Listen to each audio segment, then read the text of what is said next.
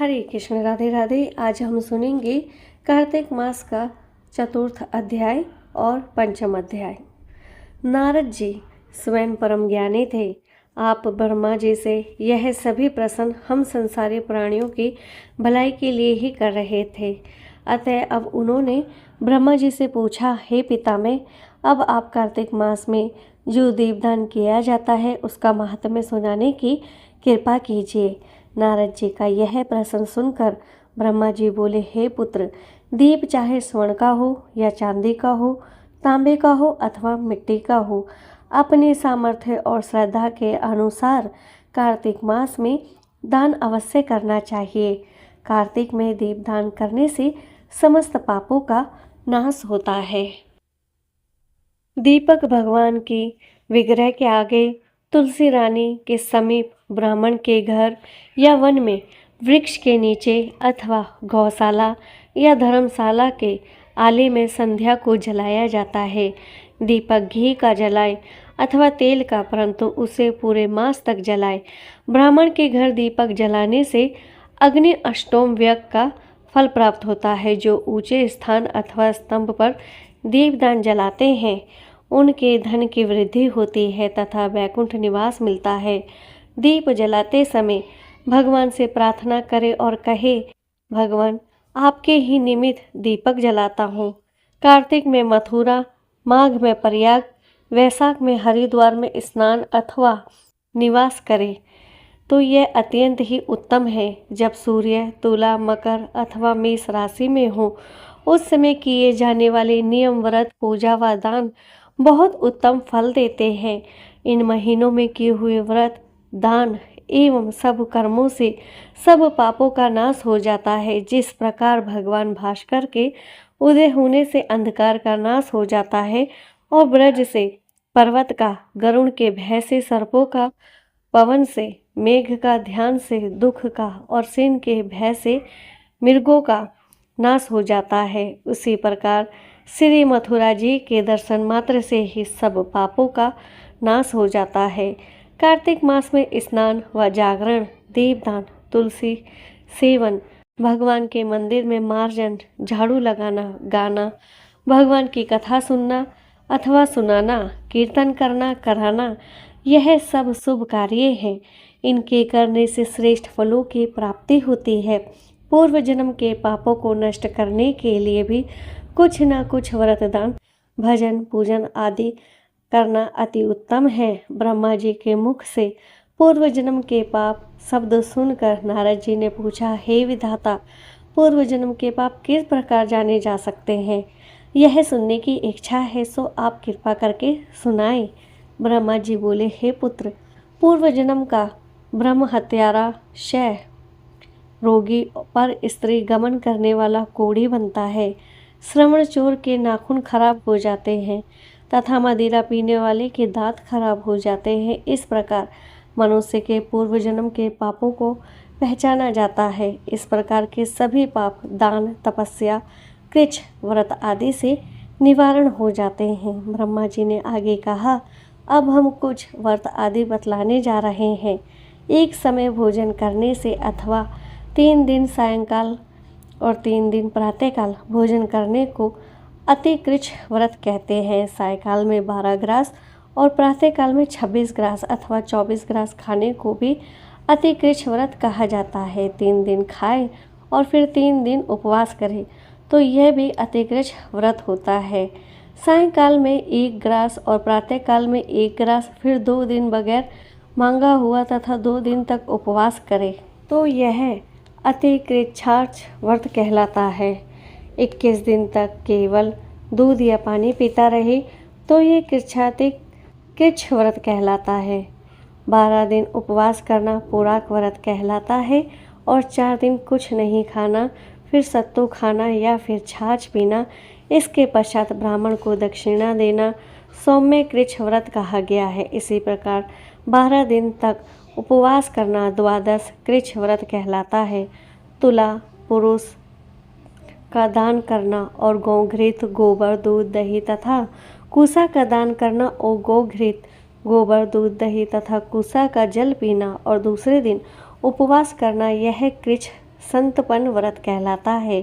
3 दिन गोमूत्र, 3 दिन गोबर, फिर 3 दिन दही, 3 दिन दूध और फिर 3 दिन तक घी खाने से भी कृच्छ संतपन व्रत होता है। यह समस्त पापों को नाश करने वाला व्रत है। इसी प्रकार गूलर, कमल, बेल के पत्ते या कुशा का जल प्रतिदिन पीना भी ऊन कृच्छ व्रत है। 3 दिन तक उपवास करके ऊपर लिखी वस्तुओं को पिए तो पूर्ण कृच्छ व्रत होता है। पका हुआ दूध, घी और जल एक दिन पिए और एक दिन उपवास करे तो इसे तप्त कृच्छ व्रत कहते हैं। जल, दूध और घी तपाकर 3 दिन तक पिए और एक समय स्नान करे तो वह भी तृप्त कृच्छ व्रत होता है। इसका प्रमाण पानी 8 तोला, दूध 12 तोला, घृत 4 तोला होना चाहिए। कार्तिक शुक्ला चतुर्दशी को भगवान का पूजन करना चाहिए। इस रात्रि को उपवास रख कर और कमर तक जल में खड़े रहकर रात्रि भर भजन करने को जल कृच्छ व्रत कहा गया है। जो इस व्रत को करता है वह वैकुंठ को प्राप्त कर लेता है। कार्तिक सुदी सप्ती को घी खाकर फिर एकादशी को उपवास पैतामह कृच्छ व्रत कहा गया है। ये पैतामह कुछ कृच्छ व्रत करके दिन में भगवान श्री कृष्णचंद्र का पूजन करे तो करने वाले तीनों लोकों में पवित्र होकर वैकुंठ को प्राप्त कर लेता है। कार्तिक सुदी छठे से 3 दिन उपवास करने से महेंद्र कृच्छ व्रत को हो जाता है। इसे करके मनुष्य दुर्लभ वैकुंठ में वास पाता है। 3 दिन अन्न भक्षण करने और 3 दिन उपवास करने से पत्र पंचक व्रत हो जाता है। इसे वैष्णव कृच्छ व्रत कहते हैं। यदि एकम से पंचमी तक केवल दही खाए फिर एकादशी तथा द्वादशी को भगवान का पूजन करे तो उसे परम कृच्छ व्रत कहा गया है। इसके करने से श्वेत द्वीप में वास मिलता है। जो शुक्ल पक्ष की एकम से प्रतिदिन 1-1 ग्रास कर्म करता है तथा अमावस्या को कुछ नहीं खाता तो यह चांद्रायण व्रत कहलाता है। 1 ग्रास 2 तोले अर्थात 25 ग्राम के लगभग मानना चाहिए। एक बार में जितना भोजन आसानी से मुंह में आ जाए इतना ही ग्रास होना चाहिए। कृष्ण पक्ष के आदि में 14 को 5 ग्रास और फिर प्रतिदिन 1-1 ग्रास बढ़ाकर एक पक्ष में 280 पूरे ग्रास करने चाहिए। इसे भी चांद्रायण व्रत कहते हैं। 2 सप्ताह गाय के चारों स्तनों का दूध पिए, फिर 7 दिन तक 2 स्तनों का दूध, फिर 6 दिन तक 1 स्तन का दूध पिए, फिर 3 दिन तक अन्न जल कुछ न लेकर केवल वायु ही सेवन करने में से सोमपान नामक व्रत पूर्ण होता है। यह व्रत समस्त पापों का नाश करने वाला है।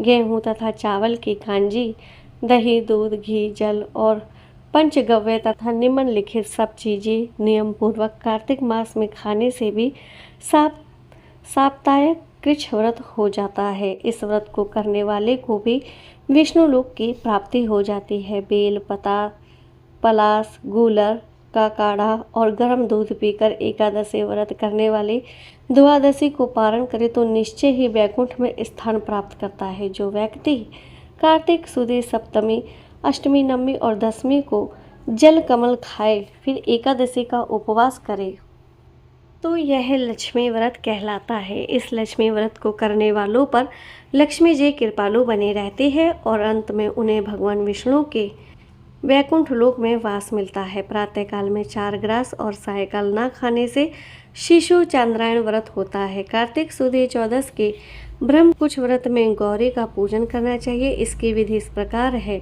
गौमूत्र, गोबर, दूध, दही, घृत और कुशा का जल लेकर इन सबको मिलाकर पंचगव्य बनावे। लाल रंग की गौ का मूत्र, श्वेत गौ का दूध, नीली गौ का दही, काली गौ का घी। यदि किसी वजह से ये ना मिल सके तो दूसरी तरह का भी पंचगव्य बनाया जा सकता है। मिलाए जाने वाली वस्तुओं की मात्रा इस प्रकार है। गोमूत्र 8 मासा ग्राम या मिलीलीटर, गोबर 19 मासा दूध, 12 मासा दही, 10 मासा घी, 8 मासा और पूसा का जल, 4 मासा गोमूत्र। गायत्री मंत्र पढ़कर गंध द्वारा से गोबर, पे पृथ्विया से दूध, दधि कवरियो मंत्र से ही दही दही तेजो मसी पढ़कर घी और दव से ते मंत्र पढ़कर कूसा का जल मिलाना चाहिए। इसको कूसा के पत्तों में रखकर विधिवत हवन करें। वेद के इन मंत्रों से आहुति देनी चाहिए। ईरावती इंद्र विष्णु विक्रम में सर्वती मनस्तोक सवती, इन मंत्रों से आहुति देकर बचा हुआ पंचगव्य पान करना चाहिए। यह पलाश के पत्र में या स्वर्ण अथवा चांदी के पात्र में पान करना चाहिए। एक दिन तथा रात्रि उपवास करें, साथ ही भगवान का स्मरण करें। यदि स्त्री व्रत करे तो अपने पति की दीर्घायु की कामना भी करे। आंवला या तुलसी का पूजन करना चाहिए। व्रत समाप्ति के निमित्त ब्राह्मण को गोदान करना चाहिए। इन व्रतों को करने से व्रत करने वाला भगवान का प्रिय पात्र तो बनता ही है, इस लोक में सभी सुख और ऐश्वर्य भोग कर अंत में मोक्ष को भी प्राप्त करता है। तो चतुर्थ अध्याय समाप्तम होता है। आइए शुरू करते हैं। भगवान विष्णु और माँ लक्ष्मी तुलसी महारानी का नाम लेते हुए अध्याय पंचम। कार्तिक तथा अन्य मासों में किए जाने वाले इन पवित्र व्रतों की जानकारी प्राप्त करने के बाद नारद जी के मन में यह जानने की अभिलाषा जागी कि कार्तिक मास के लिए सर्वश्रेष्ठ व्रत कौन सा है।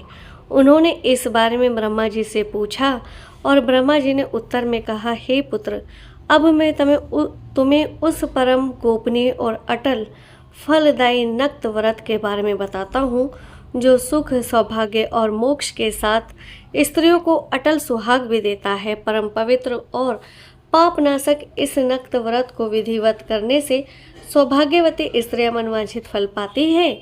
इसलिए ये नक्त व्रत सौभाग्यवती स्त्रियों को अवश्य ही करना चाहिए। इस व्रत को इतनी महत्ता सुनकर नारद जी के हृदय में इसके विधि विधान को जानने की अभिलाषा जागृत हुई। नारद जी की जिज्ञासा शांत करते हुए ब्रह्मा जी ने मुस्कुरा कर कहा, वत्स, यह अति गोपनीय और देव दुर्लभ व्रत है, परंतु तुम्हारे से स्नेह और लोक कल्याण की भावना से कार्तिक मास के इस विशिष्ट व्रत के बारे में बतलाता हूँ। व्रत करने वाला आश्विन शुक्ला पूर्णमासी को प्रातः काल उठकर शौच आदि से निवृत्त होकर दंत मंजन आदि करे। इसके बाद 2 नदियों के संगम, नदी, सरोवर, कुंड अथवा कुएं पर या फिर घर में ही स्नान करे। व्रत के एक दिन पहले सिर नहीं धोवे और व्रत वाले दिन विधि पूर्वक स्नान करे और पवित्र भावना से विधाता का स्मरण करे तथा व्रत का संकल्प इस प्रकार करे, हे जगत के रचयिता और कर्ता, आप कृपा करके मेरे पतिदेव की रक्षा तथा मेरी संतान की वृद्धि कीजिए। और फिर सूर्य जाप करके सूर्य को नतमस्तक प्रणाम करे। अतः उस दिन सुंदर वस्त्र और आभूषण धारण करे। दिन में भोजन अथवा जलपान कदापि नहीं करना चाहिए। पूरे दिन निराहार रहकर भजन कीर्तन और पूजा में दिन व्यतीत करना चाहिए। पूजन विधि के बारे में ब्रह्मा जी ने कहा कि शाम के समय हमारी ब्रह्मा जी की चांदी के पात्र में दूध डालकर पूजा करनी चाहिए। सोना, चांदी, तांबा अथवा मिट्टी की ब्रह्मा जी की प्रतिमा बनावे, उसको लाल वस्त्र पहनावे और विधि पूर्वक पूजन करे। चांदी के पात्र में रखे हुए दूध को सोने की मथनी से मथे। साथ ही यह प्रार्थना करे कि हे ब्रह्मा जी, मुझे भोग आदि के लिए गौ प्रदान करके मेरी संपत्ति की वृद्धि करिए। मेरे पति देव को धन धान्य युक्त और चिरायु कीजिए तथा बहुत से दास दासियां प्रदान कीजिए। इसके पश्चात ब्राह्मण को भोजन करावे और अपने कुल के वृद्धों और वृद्धाओं को बहुत स्वादिष्ट पकवान खिलाकर उनकी आत्मा को तृप्त करे। फिर तारों को देखकर स्वयं भी भोजन करे। यह आश्विन पूर्णमासी को किए जाने वाला ब्रह्मा जी का नक्त व्रत है। यह व्रत सब प्रकार के पापों का नाश करने वाला है, समस्त कामनाओं को पूर्ण करने वाला तथा ज्ञानी पुरुषों को मुक्ति देने वाला है। भगवान जप, तप तथा तीर्थ स्नान से उतने प्रसन्न नहीं होते जितने कि इस व्रत से होते हैं। जो ब्रह्मा जी के आगे इस दिन कपूर जलाता है, उसको बड़े वृक्षों और गौओं के दान का फल मिलता है तथा उसके कई कुल बैकुंठ में वास करते हैं। जो केसर तथा कस्तूरी सहित कपूर अर्पण करता है, उसके कई वंश ब्रह्मलोक को प्राप्त होते हैं। जो स्त्री इस दिन वस्त्र दान करती है, वह कपड़ों के सूत्रों की लाड़ियों के बराबर करोड़ वर्ष बैकुंठ में वास करती है। जो गहने दान करती है, उसको ब्रह्मलोक की प्राप्ति होती है। जो स्त्री हृदय में ब्रह्मा जी का नाम लेती है और मस्तक पर निर्माल्य धारण करती है, वह सदैव सौभाग्यवती और पतिव्रता बनी रहती है। इस व्रतधारी को आश्विन शुक्ल पूर्णमासी को स्नान पूजन कर ब्राह्मणों को भोजन तथा वृद्धजनों का पूजन करना चाहिए। शाम को ब्रह्मा जी का पूजन कर प्रार्थना करके, हे ब्रह्म विधाता, यह व्रत मैंने आपके निमित्त किया है, अतः इसमें किसी प्रकार की कोई कमी हो तो उसको आप स्वयं ही पूरी कर लें।